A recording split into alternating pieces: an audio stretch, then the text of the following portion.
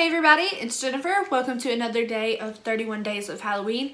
If you're new here or just stopping by and don't know what that is, I'm just uploading a different Halloween tutorial all 31 days of October.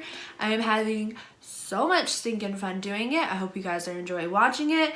If you do, please feel free to give this video a big thumbs up and subscribe to my YouTube channel down below. Yeah, so this is an odd look. This is inspired by the Deathly Hallows from Harry Potter. I'm a Potterhead. Actually, right before October started, I had started a series of doing the Harry Potter houses inspired looks, so tying it all together right now.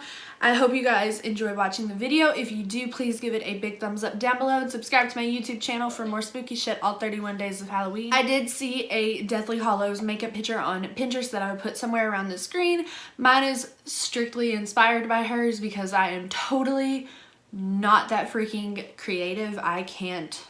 She has like trees and deer and stags drawn all over her face, and I can't do that. So I'm gonna stop rambling. Let's get on into the video, guys.